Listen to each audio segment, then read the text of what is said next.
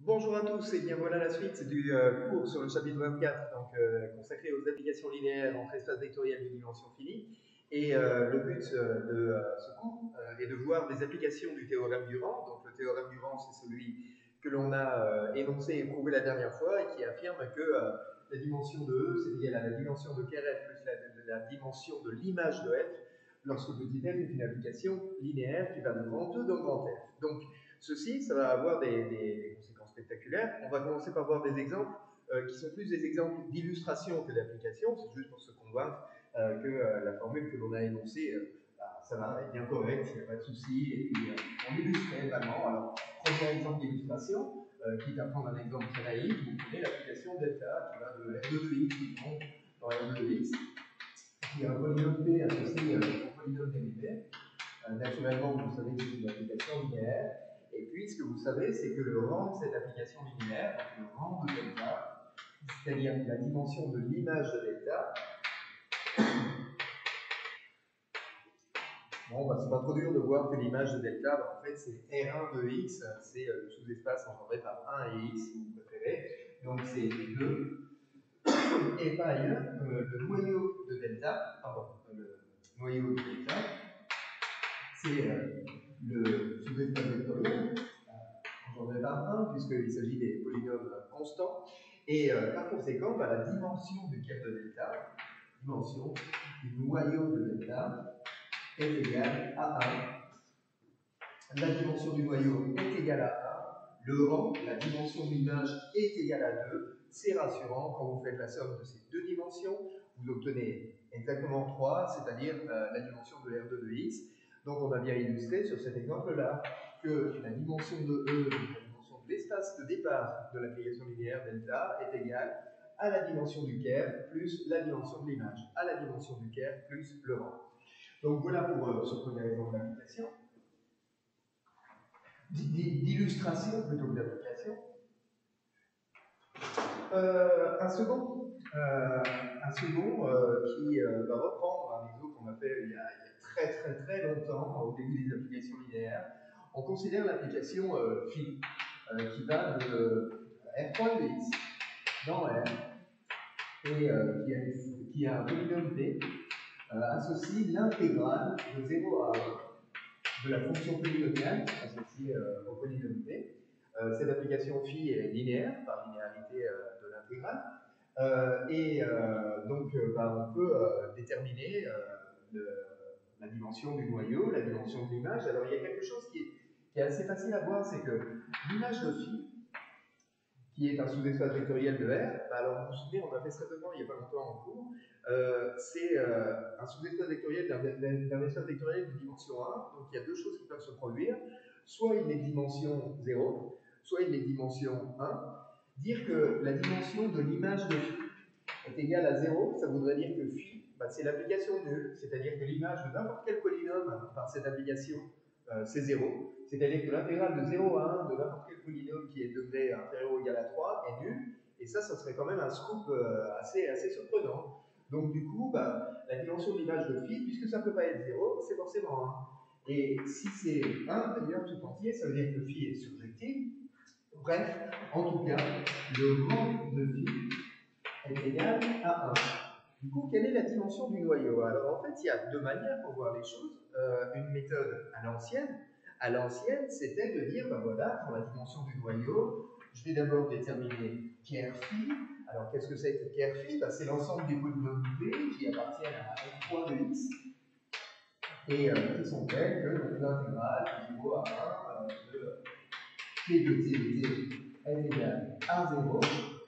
On détermine une famille génératrice pour ceci. On montre que c'est une base, ou on extrait une base, en tout cas, pour avoir la dimension de ce sous-espace vectoriel Kerr phi, et pour répondre donc à la question quelle est la dimension de Kerr phi. Mais maintenant, en fait, grâce au théorème du rang, on n'a plus besoin de déterminer une base de Kerr phi pour trouver sa dimension. En effet, d'après le théorème du rang, je vais noter ça TR pour aller plus vite, la dimension de E, c'est-à-dire la dimension de R3 de x ici, l'espace vectoriel de départ de l'application phi, est égale à la dimension de Kerfi, celle que l'on cherche, plus le rang de phi, donc plus la dimension de l'image de phi. Or, la dimension de R3 de X, vous la connaissez. La dimension de Kerfi est donc celle que l'on cherche, et le rang de phi, on vient d'en parler, c'est 1. Du coup, on en déduit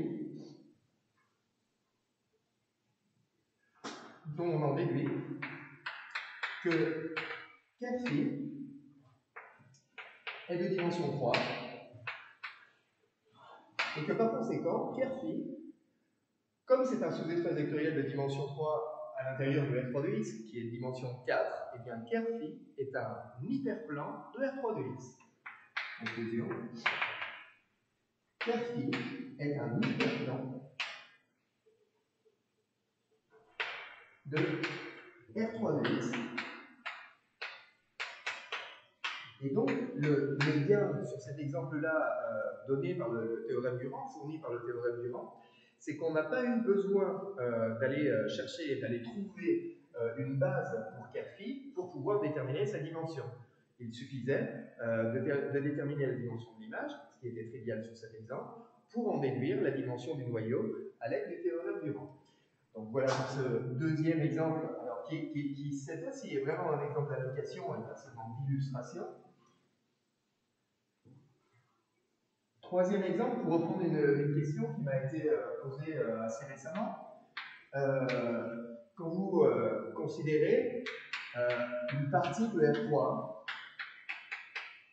définie par une équation linéaire, donc l'ensemble des vecteurs, des triplets de réels, pour être plus précis, des x, y, z appartenant à R3, tel que, puis derrière vous prenez une équation de plan comme vous voulez, x plus y plus z par exemple égale 0. Et on vous demande de déterminer la dimension de h. Quelle est la dimension de h?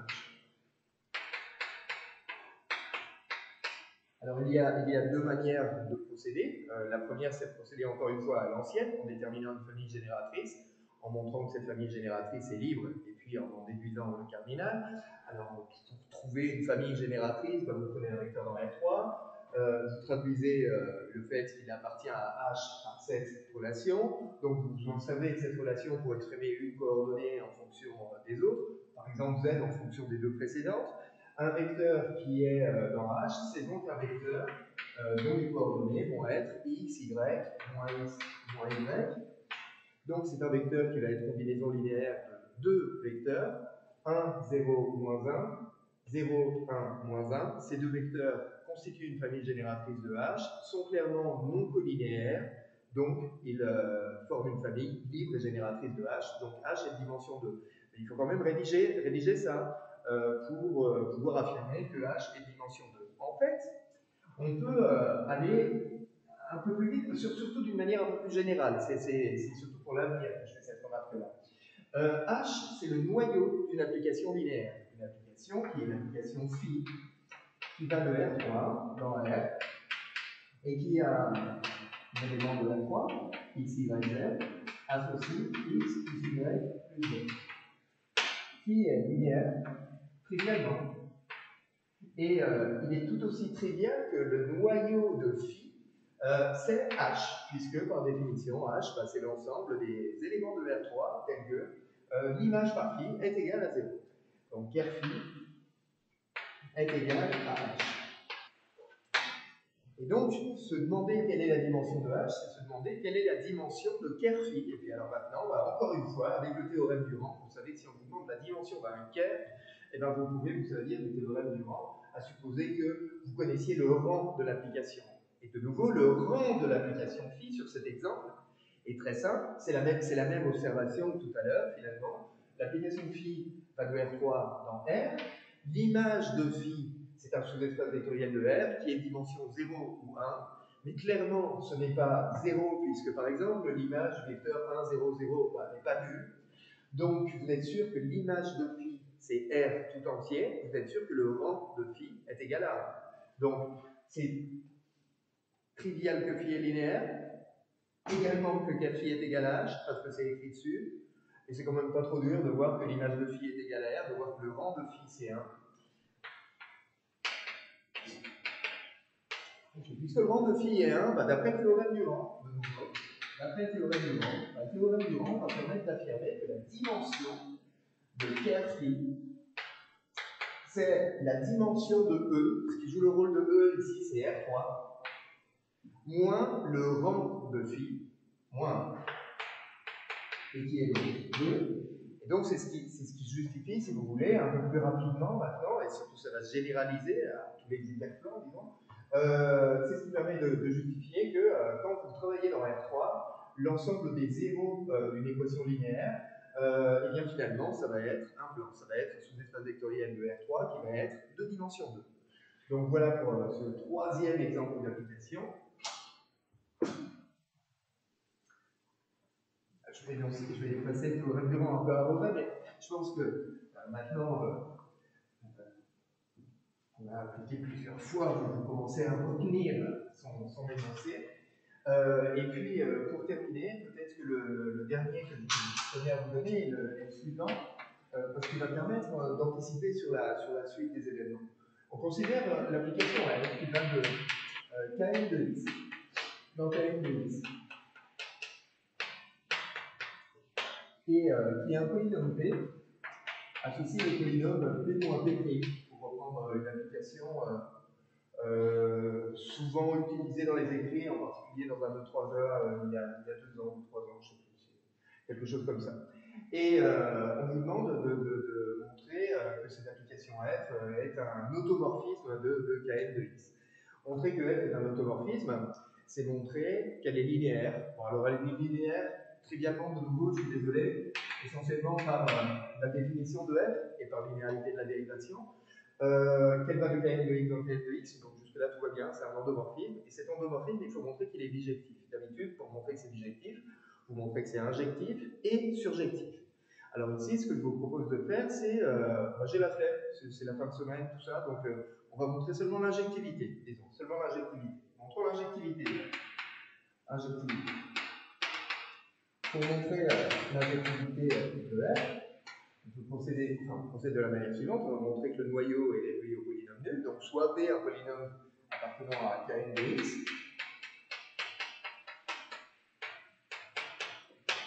dire que P est dans le noyau de F, donc dire que P appartient à Kerr F,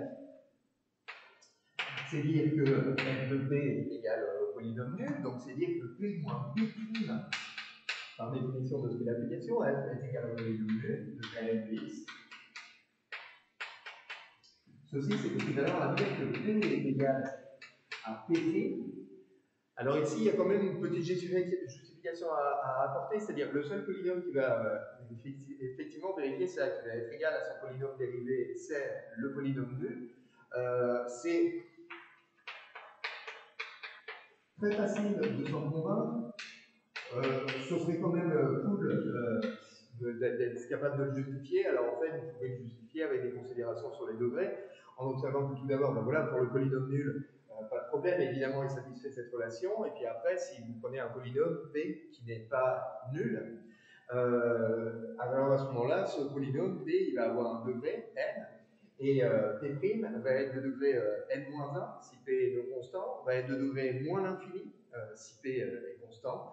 Dans tous les cas, vous n'aurez pas égalité entre les degrés de part et d'autre entre P et P'. Donc voilà comment on peut justifier ce passage-là, si jamais on vous demande de justifier, ce qui serait le cas à l'écrit. Donc P est égal au polynôme nul, et donc on en déduit finalement que Kerr est réduit au polynôme nul de Kn de x, ce qui veut exactement dire que l'application F est injective. F est injective.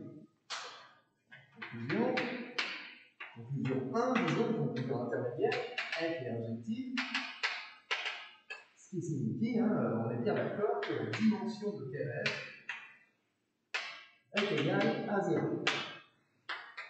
Arrivé à cet endroit, en temps normal, on étudierait la surjectivité de cette application. Mais ici, le théorème du rang va permettre de faire l'économie de cette étude. En effet, selon le théorème du rang,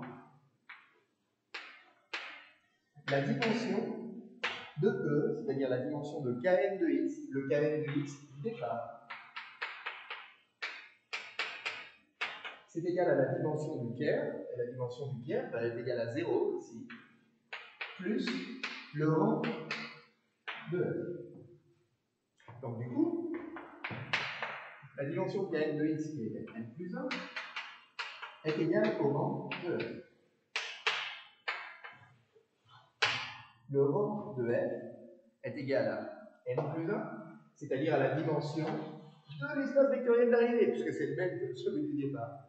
Du coup, dire que le rang de f est égal à la dimension de l'espace vectoriel d'arrivée, c'est exactement équivalent à dire que l'application f est surjective.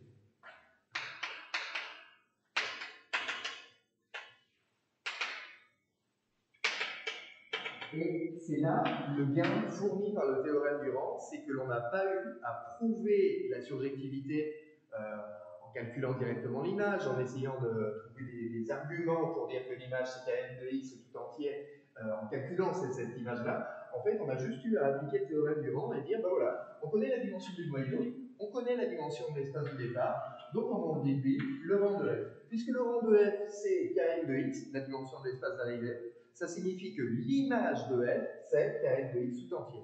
Ce qui signifie exactement que l'application f est surjective. Conclusion, l'application f de kn de x dans kn de x est linéaire, c'est un endomorphisme de kn de x, injectif, surjectif, donc c'est un automorphisme de kn de x. Voilà comment on conclut sur cet exemple. Conclusion, f appartient à gn de kn de x.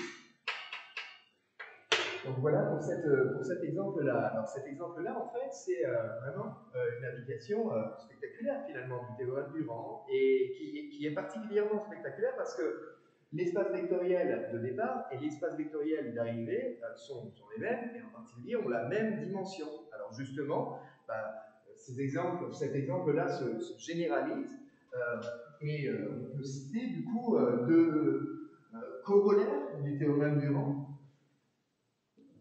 Donc vous allez comprendre immédiatement la preuve parce que ça reprend le même raisonnement que celui qu'on a fait ici. Corollaire 1, on considère deux cas espaces vectoriels, grand E et grand R. On les suppose tous les deux de même dimension finie. Donc tous les deux de dimension finie avec la même dimension. Donc cas espace vectoriel, deux dimensions finies.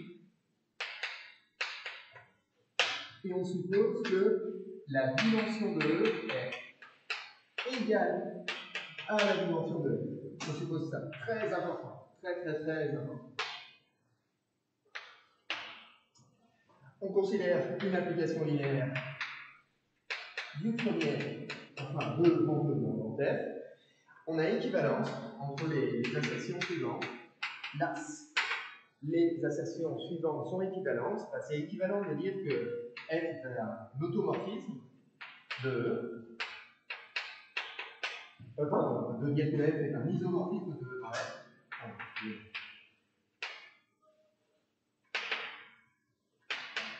De E par F. Ou de dire que F est injective simplement. Ou de dire que F est surjective.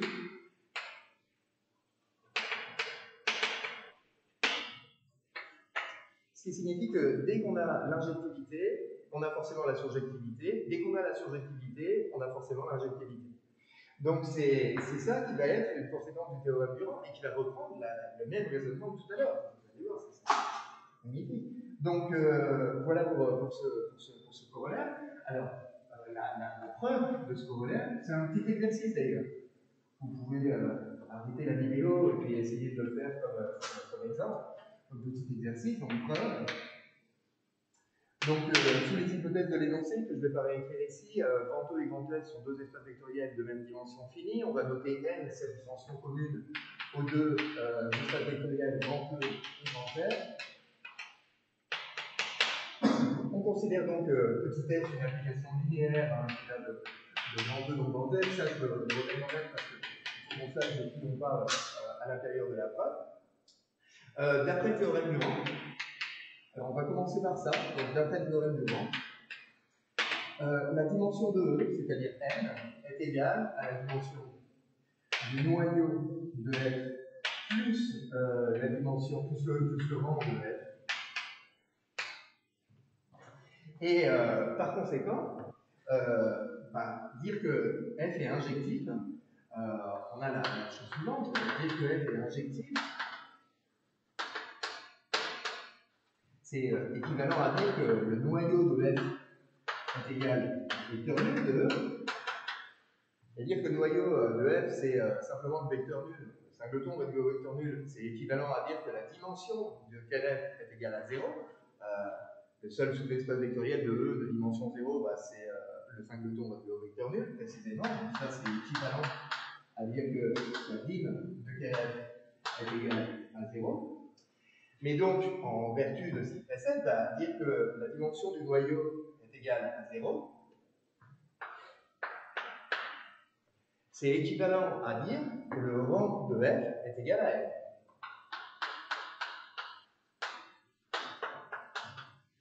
Puisque dans cette relation-là, la relation fournie par le théorème du rang, dire que la dimension du noyau est égale à 0, c'est juste dire que le terme de droite, ici, le rang de f, est égal à f. Mais dire que le rang de f est égal à f, puisque l'application petit f, elle est à valeur dans grand f et que grand f est de dimension n, eh bien ça, c'est équivalent à dire que f est surjectif. Je vous rappelle, le rang de f, c'est la dimension de l'image de f. Et donc, l'avant-dernière égalité écrite là sur le tableau signifie que l'image de f est dimension f. Donc, l'image de f a la même dimension que grand f. Donc, du coup, elle est égale à grand f. D'où la surjectivité. Au final, vous mettez vos lunettes rouges et puis vous gardez que les deux assertions extrêmes dans cette chaîne d'équivalence. Et on a prouvé que f est injectif si et seulement si f est surjectif. D'où les trois assertions équivalentes proposées dans l'énoncé, puisque évidemment, dès que f est bijective, elle est injective et surjective, elle implique les deux autres. Et donc, en vertu de la remarque qu'on a faite ici, ça va marcher dans l'autre sens, si j'ose dire. Dès qu'elle est injective, elle va être surjective et donc bijective. Idem en commençant par surjective. Donc voilà pour ce théorème-là. Et donc ce théorème, faites bien gaffe, enfin cette propriété, finalement, c'est une conséquence du théorème du rang et qui fonctionne bien parce qu'on travaille avec deux espaces vectoriels qui sont de même dimension. Alors en particulier, ça va s'appliquer, vous allez me dire là, c'est vraiment enfoncer une porte ouverte, encore plus ouverte que jamais. Ça va s'appliquer lorsque f sera E. C'est-à-dire lorsque, au départ et à l'arrivée, on aura un espace vectoriel de dimension finie qui sera le même. On va quand même l'énoncer parce que finalement, c'est ce second corollaire qui sera le plus souvent utilisé en pratique, qui sera le plus souvent utilisé dans les sujets, on va plutôt dire ça. Donc, corollaire 2.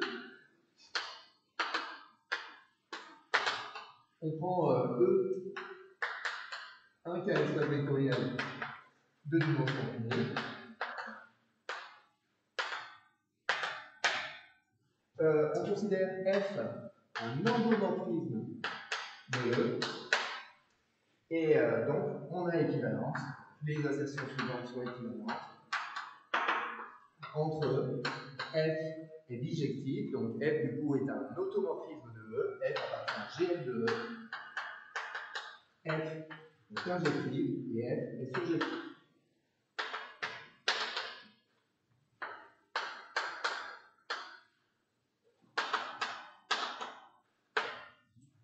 Voilà pour ce corollaire, qui est donc juste un cas particulier du précédent, avec au départ et à l'arrivée le même espace vectoriel.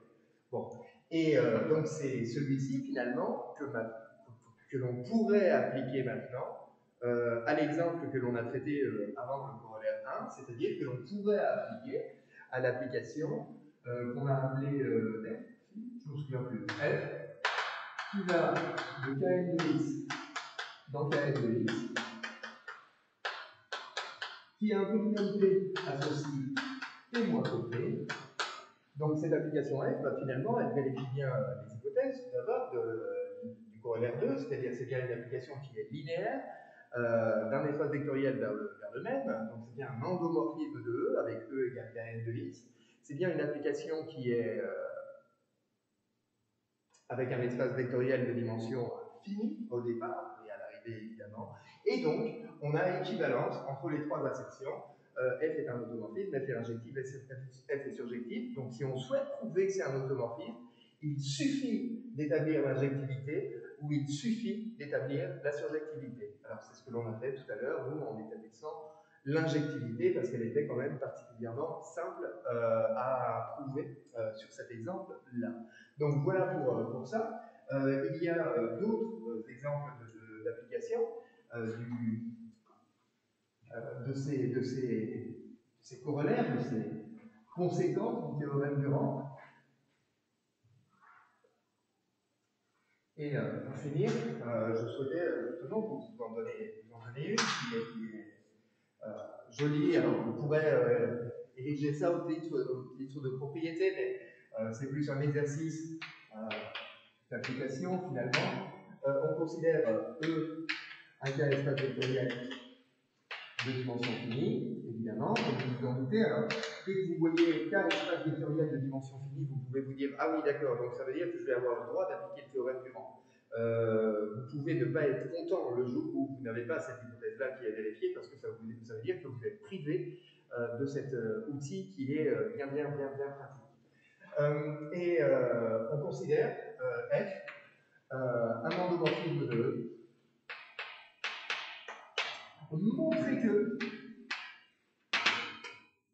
c'est équivalent de dire que F est un automorphisme de E, ou de dire que F admet un inverse à gauche ou à droite, ou de dire qu'il existe une application G qui est un autre endomorphisme de E, tel que G rond F est égal à l'identité de E, ou F rond G est égal à l'identité de E. Alors, cet exercice-là, en fait, c'est un exercice qui, si vous n'y prenez pas garde, est complètement évident. Pourquoi?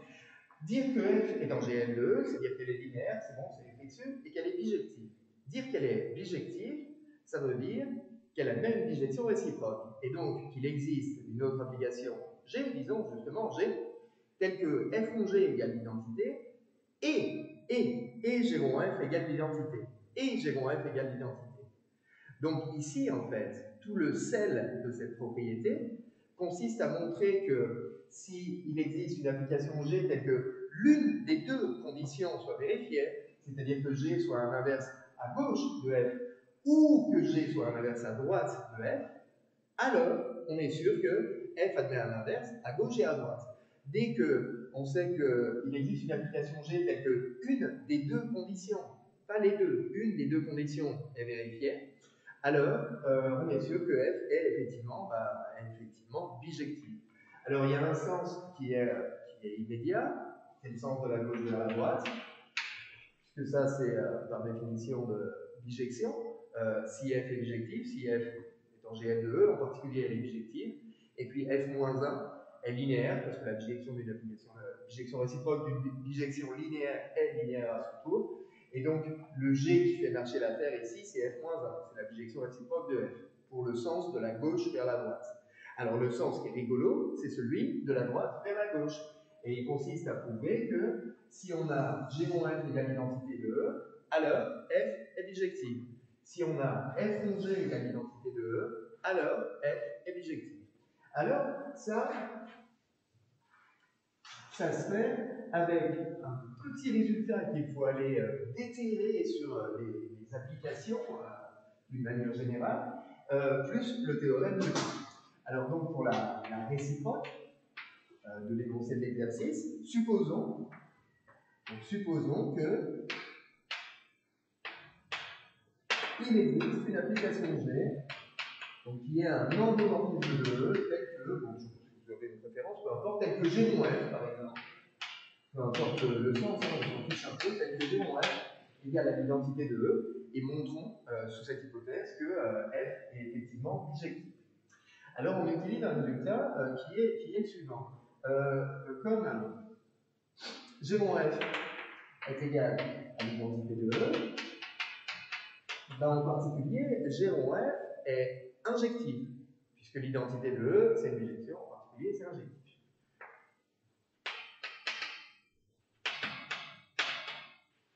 Il y a un vieux résultat là-dessus que vous aviez eu comme question de cours dans une colle de début de l'année, qui est que G rond F injective, ça implique que F est injective.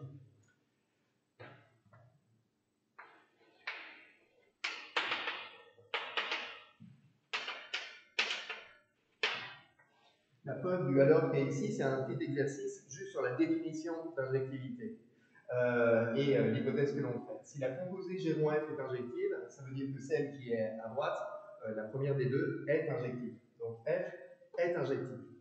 Et puis c'est terminé à l'aide du corollaire précédent.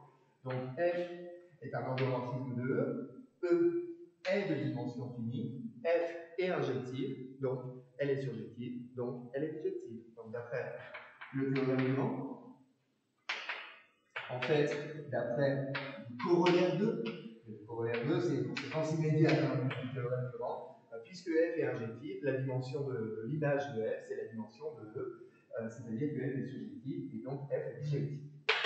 F appartient à GL de E.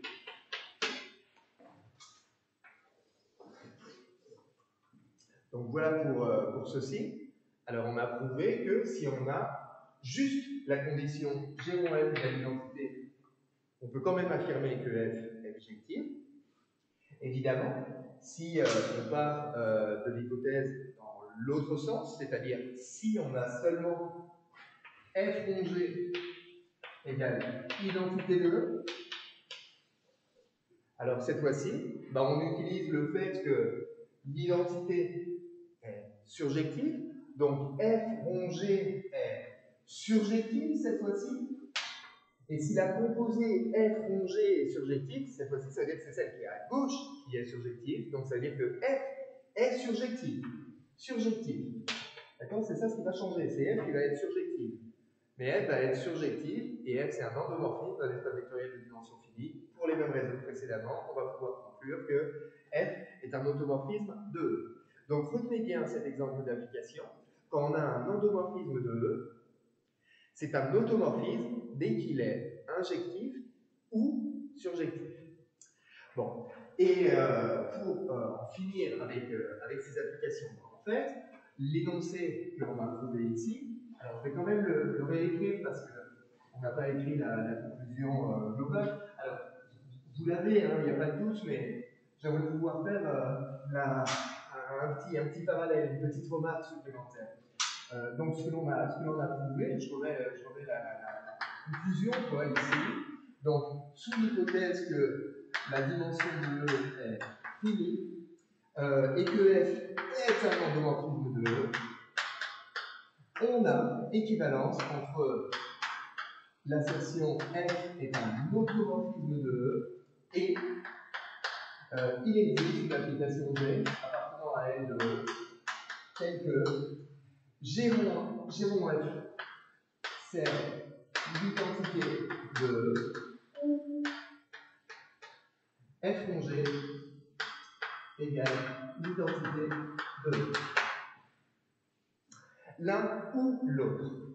Et un tout petit peu plus tard, mais dans pas très très longtemps, cet énoncé-là aura une interprétation matricielle. Parce que nous verrons qu'on peut associer à une application linéaire entre deux espaces vectoriels de dimension finie, en particulier à l'application F qui est ici, on peut associer une matrice, moyennant voilà, une construction qu'on verra un tout petit peu plus tard. Et donc, il va y avoir une interprétation matricielle pour ce résultat, et qui va être la suivante. Un autre résultat, une propriété, on va mettre, ça va être la suivante. La matrice qu'on va associer à F, ça va être une matrice carrée. À n ligne et n colonne, n désignera la dimension de l'espace vectoriel que l'on considère. Et la traduction matricielle de cette propriété sera la suivante. Dire que la matrice A est inversible sera équivalent à dire que la matrice A admet un inverse à gauche. ou à droite, il existe une matrice B appartenant à Mn de K, tel que le produit de la part B est égal à la matrice identité, ou le produit de B par A est égal à la matrice identité. Et ça, si vous vous souvenez du chapitre sur le calcul matriciel qu'on a fait il y a maintenant quelques mois, c'est une propriété que l'on avait énoncée sans la prouver à l'époque, et on avait dit, bon, à l'époque, ben voilà, on ne prouve pas ça, donc en algèbre linéaire, ça y est, le moment est arrivé. Et en fait, c'est équivalent de dire que la matrice A est inversible, c'est-à-dire admet un inverse à gauche et à droite, ou simplement qu'elle admet un inverse à gauche, qu'elle admet un inverse à droite. Et ça, du coup, ça permet de pouvoir affirmer directement, à partir du moment où on a le produit A fois B égale la matrice identité, que la matrice A est inversible, et on n'est pas obligé de vérifier que B fois A est aussi égal à l'identité. D'accord? Donc voilà un exemple, un autre exemple d'application du théorème Durand, qui n'a pas fini d'avoir des applications, on va encore en voir beaucoup dans la suite, tout d'abord du cours d'algèbre linéaire, ce qui est une première chose, et puis en exercice, aussi bien dans les exercices que je vous donnerai que dans les petites évaluations que vous aurez d'ici la fin de l'année. Donc voilà, donc, retravaillez bien ces exemples-là, n'hésitez pas à poser des questions, ce sera toujours un plaisir d'y répondre, et puis je vous dis bon courage et à très bientôt pour de nouvelles aventures en algèbre linéaire. Au revoir.